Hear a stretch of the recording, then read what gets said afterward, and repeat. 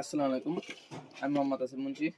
আজকে আলোচনা করব পেঁয়াজের যে পাতা মরা রোগ বা পার্পল ব্লাস্ট যে রোগটা হয় সে সম্পর্কে আমরা আলোচনা করব।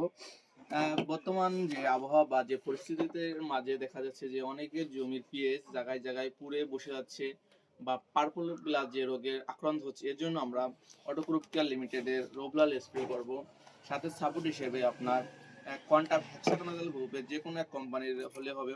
দুটো কম্বাইন করে আমরা জমিতে স্প্রে করবো। আর আমাদের সবসময় খেয়াল রাখতে হবে যে আকাশটা জানি পরিষ্কার থাকে বা হালকা রোদযুক্ত আবহাওয়ায় আমাদের স্প্রে করতে হবে।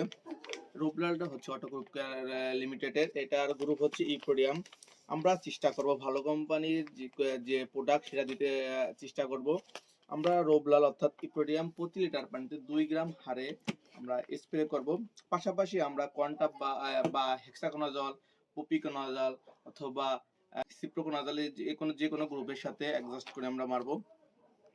এই যে গ্রুপ, এই গ্রুপটা প্রতি লিটার পানিতে 1.5 মিলি হারে স্প্রে করবেন। দুটোই একসাথে মিশিয়ে স্প্রে করবেন। এটা দিলে আপনার যে পার্পল ব্লাস্ট রোগটা বা পেঁয়াজের মাথা মরা যে রোগটা সেটা আশা করি শেষ হয়ে যাবে বা দূর হয়ে যাবে। আর পেঁয়াজে প্রতিদিন চেষ্টা করবেন যে জমিতে যে পেঁয়াজের যে কি অবস্থা এর পর্যবেক্ষণ করা আপনাদের উচিত।